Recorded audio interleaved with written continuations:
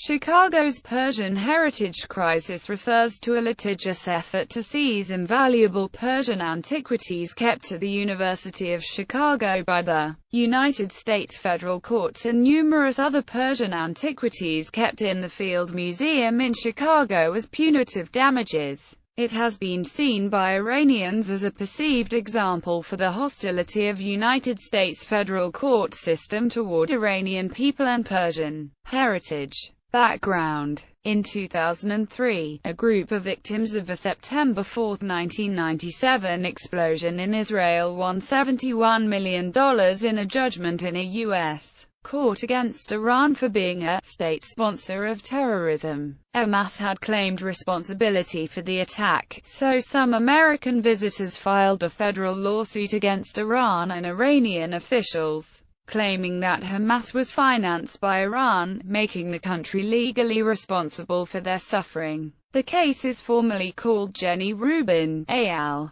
versus the Islamic Republic of Iran al. After Iran ignored the judgment, Judge Ricardo M. Urbina issued a default judgment for the plaintiffs, awarding them $423.5 million in damages, including $300 million in punitive damages. After the verdict, the question was how to collect. The former monarchy of Iran had billions of dollars in assets within the United States that were frozen after the 1979 Iranian Revolution. However, in order to secure an end to the Iranian hostage crisis, the assets were unfrozen and most, if not all of it, was collected by 1982 due to the Iran-Iraq War. Rhode Island attorney David J. Strachman, along with other attorneys representing the plaintiffs, found that the late Shah had purchased a home in Lubbock, Texas for his son, which was sold for $400,000.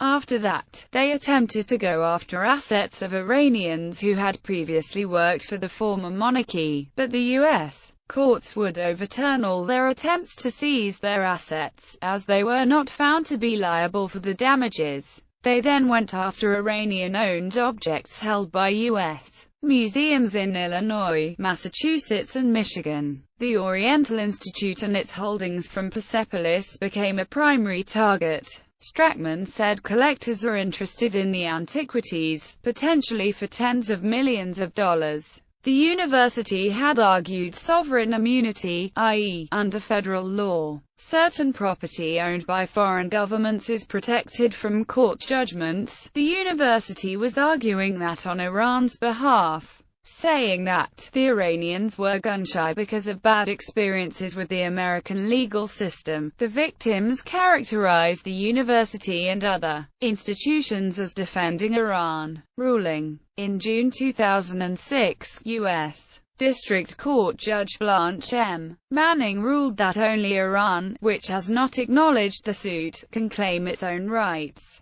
Manning said that the university's brazen accusation that the courts of the United States are hostile to Iran and that, as a result, Iran should be excused from bothering to assert its rights, is wholly unsupported. The university, however, in light of the new ruling, has argued that seizing the tablets would frighten foreign museums away from loans to U.S. institutions, and that U.S.-owned objects overseas might also be seized. Appeals courts later reversed Manning's decision, however, ruling in favor of the Oriental Institute in 2011 and again in 2014. OI director Gil Stein explained that the new ruling was based on the idea that the tablets were to be considered non-commercial and thus not subject to seizure. Background on University of Chicago's artifacts.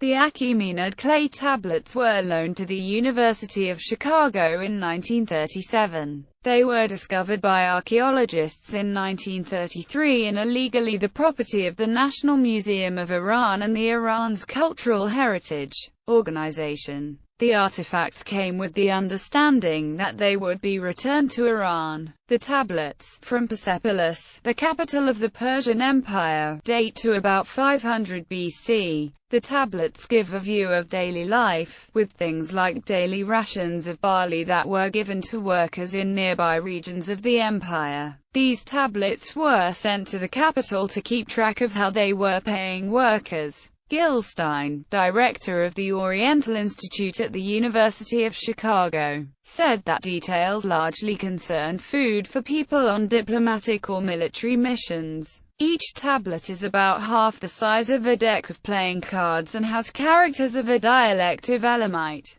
an extinct language understood by perhaps a dozen scholars in the world. Stein called it the first chance to hear the Persians speaking of their own empire. Charles Jones, research associate and librarian at the Oriental Institute and tablet expert, compared them to credit card receipts. Most of our current knowledge about the ancient Persian Empire comes from the accounts of others, most famously the Greek storyteller Herodotus. Stein added, "It's valuable because it's a group of tablets, thousands of them from the same archive. It's like the same filing cabinet. They're very, very valuable scientifically." The university's Oriental Institute had been returning them to Iran in small batches. The institute had already returned 37,000 tablets and fragments to Iran and were preparing another shipment when Strachman intervened. Field Museum case. The case of Chicago's Field Museum is however different. It faces a similar lawsuit but argues that its Persian collection was bought on the open market and is not owned by Iran. Larger international impact.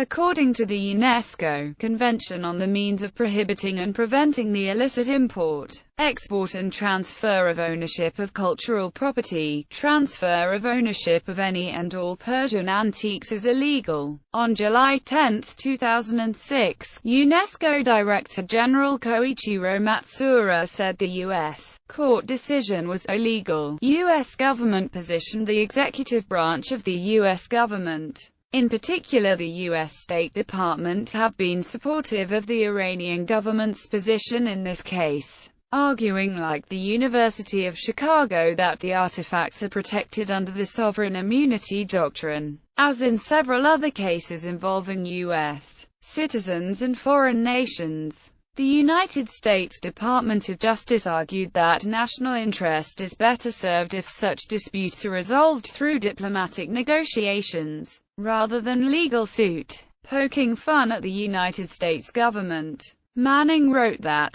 the government relegates the key argument to a footnote. Iranian response: Iran has strongly condemned a U.S. court ruling authorizing the seizure of ancient clay tablets. In late June 2006, Manocher Mottaki, Iran's Minister of Foreign Affairs, warned that, if the U.S. denies Iran's right to its properties and assets to satisfy judgments by some of its court, Tehran will reciprocate the action. Other officials expressed outrage, too, saying they will appeal to the International Court of Justice, UNESCO, and other international bodies. Iranian Foreign Minister said, "One of Americans' usual propaganda ploys is raising claims at the U.S. courts based on the country's civil laws, which is contrary to the international law." He said that Iran had adopted a similar law in 1999. This has resulted in complaints against the United States for such things as its role in Operation Ajax and the Iran-Iraq War. So far, $3 billion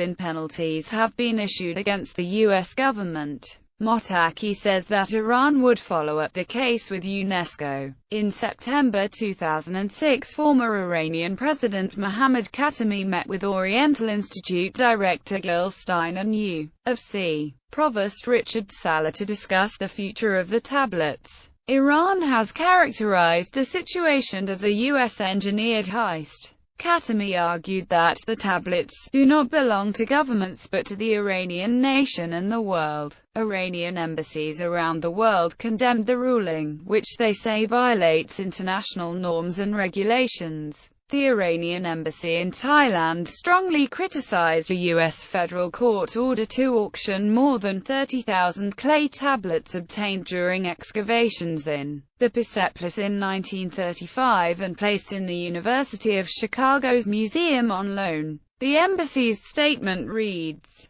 "The tablets were transferred to the U.S. and delivered to the Institute as part of the cultural heritage of the Iranian people. About 3,000 Iranians living outside the country have signed a petition calling on the U.S. Supreme Court to step in to reverse the ruling. They argue that the Iranian people should not be punished for whatever the Islamic regime of Iran is doing in the international arena." Gilstein, director of the Oriental Institute at the University of Chicago, said, "The Iranians are understandably furious about this. You'd have to imagine how we would feel if we loaned the Liberty Bell to Russia and a Russian court put it up for auction." Farah Pahlavi, former Empress of Iran who is not tied to the current government of Iran, has also voiced her strong objection to Strachan's efforts to seize the tablets. In response to Iran's reaction, Strachan said that Iranian commentators had been going into crazy conspiracy theories, including calling it a Zionist conspiracy. In early July 2006, following the decision, Iran sent Washington lawyer Thomas Corcoran disambiguation needed to Chicago after years of refusing to participate in either the original terrorism case or the Chicago artifacts litigation, to assert Iran's immunities. Patty Gerstenblith, a cultural property law specialist at DePaul University, said that Corcoran's appearance changes matters greatly, as the crux of the judge's ruling was that Iran had to assert sovereign immunity itself. It changes things pretty dramatically. If foreign sovereign immunity can be asserted, the case should be more or less resolved, she said. Rulings overturned by Court of Appeals. Reversal by Appeals Court, the 29th of March 2011. Reversal by Appeals Court, the 29th of March 2011. Amicus brief filed by U.S. State Department.